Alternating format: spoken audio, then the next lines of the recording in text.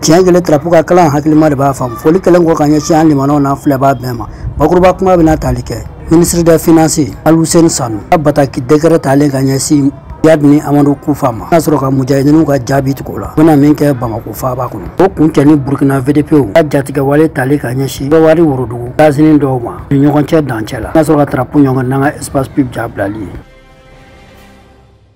komi an y'a fɔ a ye cogo min na ministre des finances ale wari bondu marabaga ye todunkan na Cheikh Alhussein Sanu ale ye bɔ a ye arrêté dɔ ta o ye dankari kuma ye o ɲɛsin Yad Agali ani Amadou Koufa ma n'o kuma kɛra sa kalo tile 8 san 2024 musow ka lafiya don kɛnɛ camancɛ fanga constitution a n'a charte fɛ n'o ye ka min bɛ kɛ ka jatigɛ wale mɔgɔw ka maaw sara ni k'u bila a kɛwale la e l'article fɔlɔ min bɔ o ko la sa minnu tɔgɔ bɛ nin liste in kan olu yɛrɛ tigitigi n'o ye Yad Agali alias Abu Al-Fadel walima Fadel Sidi alias Mohamed Arahali ale bangena janvier kalo tile fɔlɔ san 1958 Bureisa ou bien Bugasa Kidal marala walima abe bara marala ma kelen ma sere ka sɔrɔ a fɔli la min kɛ ni tiɲɛ o la Kidal faaba mara kɔnɔ siga tɛ min na kɛnɛ ko wa baliku don jamana ye Mali de a ka baara ye diplomatique taabaa ye diplomate kɔrɔ kun don min bɛ kunu ka wuli ka bila ciw la jamanaw ni ɲɔgɔn cɛ a adresse ye Kidal ye a sɔrɔ yɔrɔ ye ko wa Mali ka sɛbɛnw de b'a bolo fɛnɛ koyi a ka passeport numéro n'o y'a ka sɛbɛn ye k'i yɛrɛmariya ka pan ka taa jamana ni jamana M0 A103 7434 n'o dira a ma ti kalo tile 10 2001 ko wa maa farila jɛlen don bɛ kan minnu fɔ sa arabukan tamasɛkikan ani nanzarakan komi maliyɛn don sa na bamanankan fɛnɛ tugu a la kɔrɔbɔrɔkan yɛrɛ fɛnɛ fara a kan koyi n'u ɲinan'o kɔ k'o laban ni gilɛ ye n'o bɛ gafe kɔnɔ kuma ninnu na n k'a fa tɔgɔ fara o kan n'o ye Ag Boubacar Arahali n'a woloba tɔgɔ ye Riachatu Walet Sidi ye wa k'a furulen don koyi a ka jatigɛ waletɔn k'o tɔgɔ ye Jessim ye Ansardine k'a fara ɲɔgɔn kan kɔnɔna la Albert Sanu n'ale ye ministre des finances i ka wari bondo kanu na a fɔ ko kun minnu na sanction tara ka ɲɛsin ma n'o ye ka dankari k'u ka kow la u bɛ Nations Unies ka gafew yɛrɛ kɔnɔ Al-Qaïda ka kɛwale baaraw fanfɛla la ani État islamique kabini février kalo an 2013 ko Yad Agali ale de ye Ansardine créé e k'a sigi sen kan ko ni Jessim jatigɛ wale sira fɛ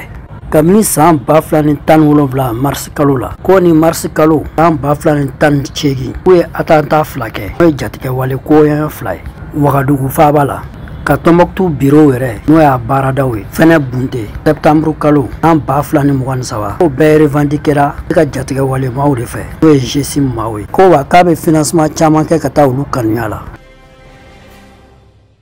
Amadou Bari alias Amadou Koufa alias Amadou Diallo ale ye cɛbɔ filanan ye u kɛlen ka dankari kɛ minnu ka koɲa la n'ale bangena san 1961 taara feere a funke mara la wa baliku don koyi a sigiyɔrɔ yɛrɛ ye ba Maliba ye a ka baara kun bɛnnen don jɛgɛmɔ de ma a Mali ka sɛbɛn de b'a bolo ka passeport numéro ye sa gafe min b'i la pan ka taa jamana ni jamana o ma se ka sɔrɔ ka sɛbɛn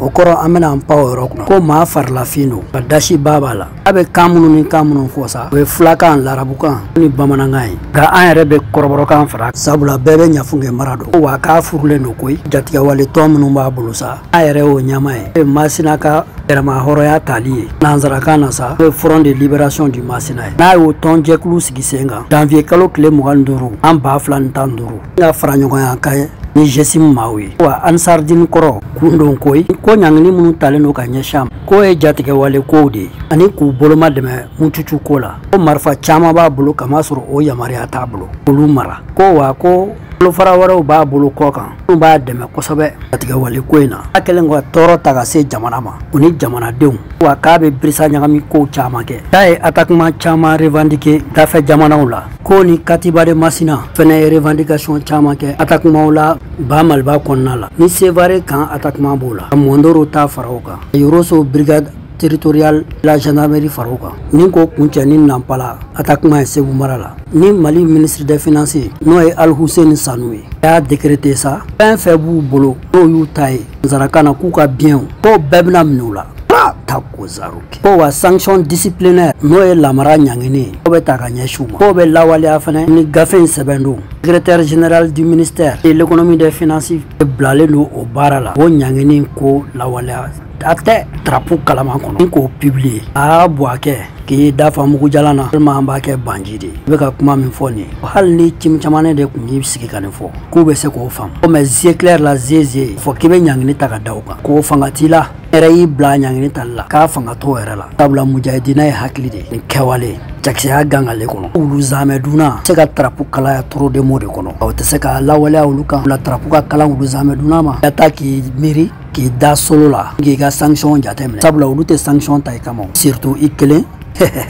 bonga ika kuma famuna bawo ya medre asoro ka fiesa ko bigini papier ngani o te baraka jien kono ren sans fait ken o baga we bureau climatisé maude a huzu haza bonga dongodo lunye inye tiembe don odoni o be le bien jaso ka bi da kono barakata ban wolo fere kono ken bashasha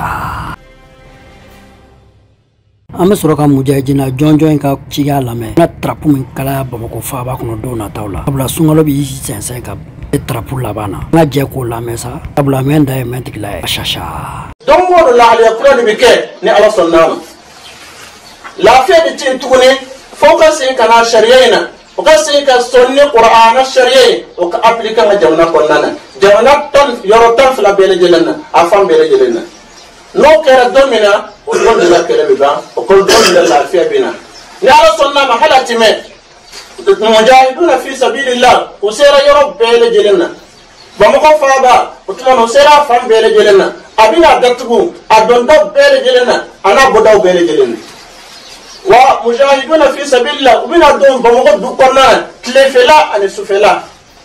kadon biro kono kadon yor baraki yorowla ani kadon yoro ni dawu kungulo nyamako be ka bele jelenna bo kelen ni ala sonnama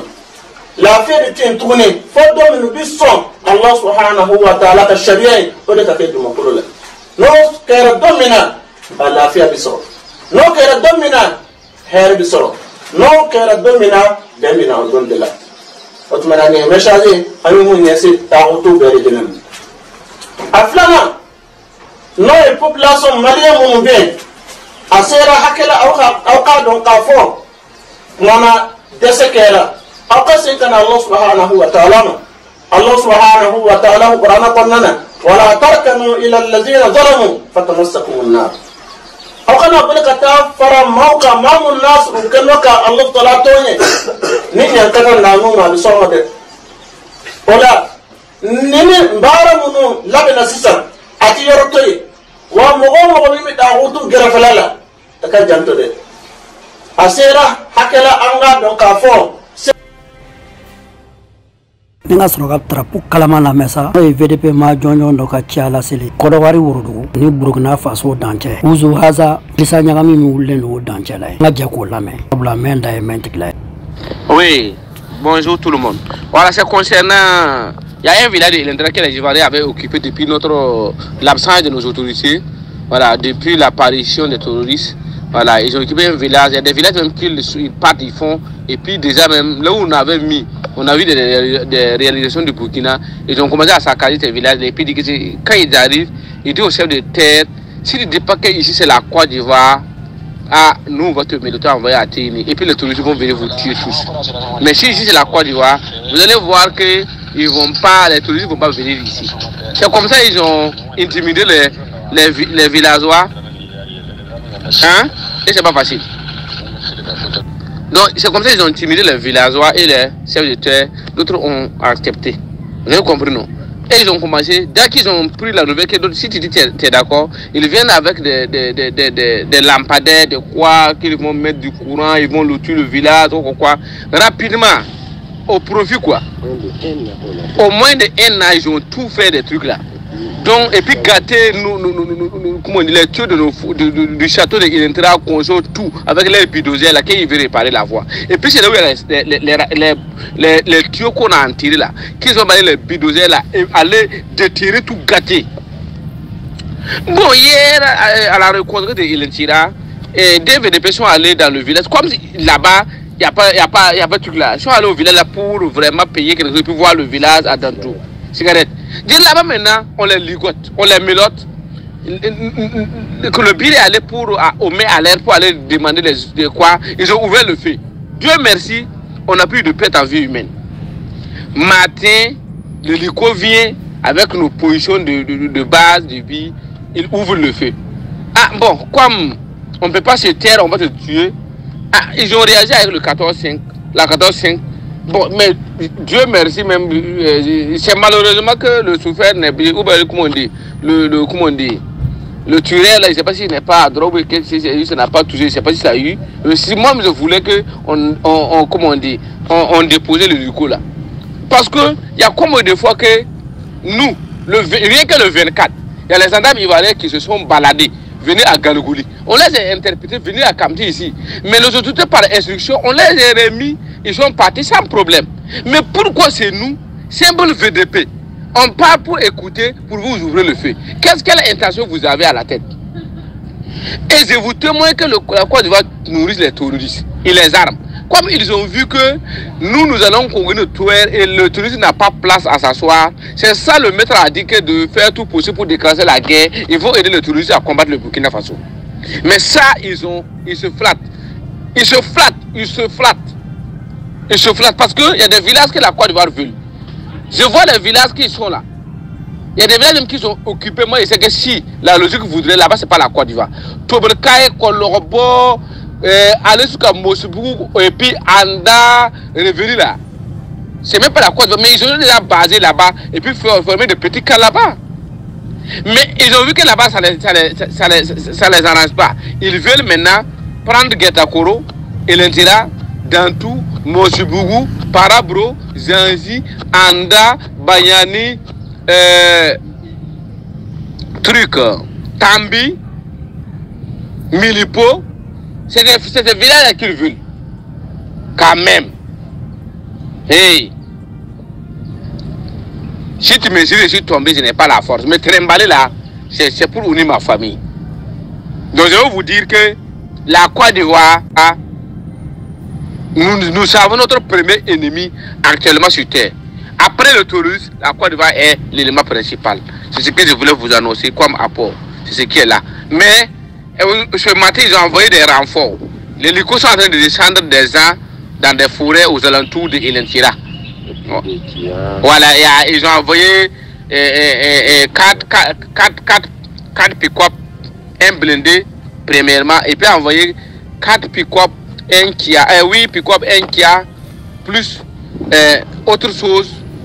Ce matin encore comme renfort. Ah, en tout cas, et puis des drones, les hélicos sont en train de tourner partout là-bas. Voilà, ce qui est sûr, nous, c'est que ce qu'ils veulent là, s'ils pensent qu'ils peuvent là, il n'y a pas de problème, on verra. Voilà, même si la pluie a battu le coq là, le salopard, je crois que c'est un poussin. Mais il faut laisser, la fraîcheur va sortir, on saura qui est qui. Nenga chunga ni balakauli tiado no la srama a jonyo no fe bololo srafe rotigi ma farale nyonga adema PAG ka daga ko fela fo chama cha fanga nyama asimi goita yana trapo kala mangono daga la aka driblu dabla doni bolom bla terre nga pasike bla kono lu jele ne be bifo ko to nyogon tala o de be karata bu ni meshila azana ndo bla or la sa ko digi daende ne nga je ko lame bla men diamond parti politique on est parti politique ka je kulu on est société civile ka je kulu ka wele wele ka déterminer quel est chef de transition yelemani ko fait déterminer quel est décret mi no tara président la transition fait no tara juin kalo clé woro sans bafla ane mwani fla déterminer quel est anga jamana nyemgo we laidi mununta jamana dewni ani laidi mununta ana barake nyoko na ba photo kana communauté internationale en kelen ko be jatemine ambe se ka fobi ka fo laidi mukuntara ka fo tradition be ba marso kalo clé mugani woro tobu sa bafla ane mugani nanina ko of kera ka soro laidu matime certi réviser li ko fe décret tale fana ko fe kalo mugani nani min ko farala ka o ya soro kalo tali segun kera o fana ambe hakili cikin ko ka ani ka fo en parti politique jekulu société civile nyemaw ani a militant be an bɛ laɲini kɛ k'a ɲini fanga minnu b'an kunna bi a fanga u ka welelenba kɛ maliyɛnw bɛɛ ma ka welelenba kɛ politiki mɔgɔw ma ka welelenba kɛ société civile ma pour que an ka se ka sigi marisi kalo tile 26 o tɛmɛnen kɔ an bɛ se k'a fɔ fanga nin sigilen tɛ bilen sariya kan a sigilen tɛ bilen layiduw kan min jamanadenw tun y'o d'u ma u ka se ka fanga mara min kan o de la an ko an b'a ɲini u fɛ an bɛɛ ka fara ɲɔgɔn kan kalo minnu bɛ nalen do waatiw ka se ka boloda pour que élection présidentielle o bɛ se ka organiser cogo min na an ka bɔ nin camancɛ fanga kɔnɔna na an ka bɔ transition kɔnɔna na layiduw talen kɔfɛ an k'an b'a fɔ fana an ye jamanadenw de faso de ka d'an bɛɛ ye an ka baara kɔnɔna na an tɛna fɛn kɛ min bɛ bɔ sariya kɔnɔna na nka an bɛ wuli ka jɔ kɛ sariya ma ye fɛn o fɛn ladon an ye an bɛ wuli ka jɔ k'o kɔnɔna na pour que an ka jamana bɛ se ka sigi cogo min na retour à l'ordre constitutionnel kɔnɔna na o min b'a to jamana bɛ basigi o min b'a to siri bɛ yiriwa jamana kɔnɔ an ye a ɲini fana k'a fɔ k'an faralen ɲɔgɔn kan an bɛna jɛkulu fitinin dɔ sigi jɛkulu bɛna baara kɛ k'a ta bi 31 mars la fo ka taa se retour à l'ordre constitutionnel ma o bɛna baara kɛ an bɛ activité minnu kɛ pour que laɲiniw bɛɛ bɛ se ka sabati cogo min na laɲiniw fila tan na o ye min ye dɔrɔn jamanakuntigi kalata bɛ se ka organiser cogo min na pour que camancɛ fanga bɛ se ka ban ani an bɛ wele bila maliyɛn bɛɛ ma minnu bɛ mali kɔnɔ ani minnu bɛ mali kɔ kan bɛɛ ka na u ka fara an kan nin hakilina nin na parce que nin hakilina ɲuman de nin ye fasojɔ hakilina de nin ye ka jamana bɔ gɛlɛya la hakilina de donc nin de ye welewelekan min kɛra partout fɛ 31 mars 2024 k'aw bɛɛ fɔ k'a bɛɛ waleɲuman dɔn. San fila tilara ka fara kan o fana banna date ka fɔ hali carte d'identité a date b'a la 3 ans a bɛ périmé passeport san 5 a bɛ périmé kuma tɛ jamana fanga ma ni kɔni marifa bɛ n bolo mɔgɔ tɛ se ka kuma i bɛ taa kaso la an k'o de la an kana bɔ an kelen an ka fara ɲɔgɔn kan ni jama farala ɲɔgɔn de bɛ bi fɔ donc n'an bɛɛ farala ɲɔgɔn kan a tɛna dɔn k'a fɔ ko nin tɛ mɔgɔ damadɔ ko ye nin ye jamakulu ka kuma ye politigiw b'a la société civile b'a la awa dalen don bɛɛ ye mɔgɔ b'a fɛ jamana ka bɔ dingɛ kɔnɔ basigi kɔnɔ k'a yirila k'a fɔ nin ye anw ka laɲini an ka sigi sariya kɔnɔ kuma gɛlɛya. Merci.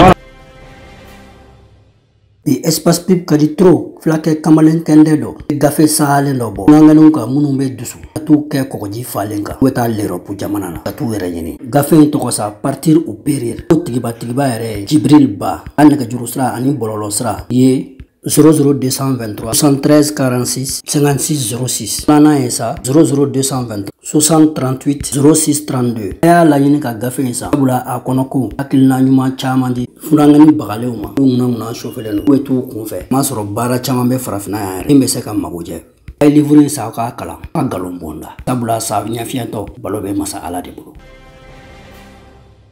ni nga sɔrɔ ka trapu ɲɔngiri yan sa an ka espace pip ja bilali ye a fɔ limanaw ye wagati ne koronen do sisan dɔɔni Jalo Ibrahim yɛrɛ bɛ ɲɔgɔn dan labɛn dɔ la balan sira fɛ o y'a to trapu bɛ ka bila solo la o bɛ ban sɔɔni waati mɛn ta tɛ sɔrɔ kana trapu kalaya yan ka fɔ jamana ka jɔ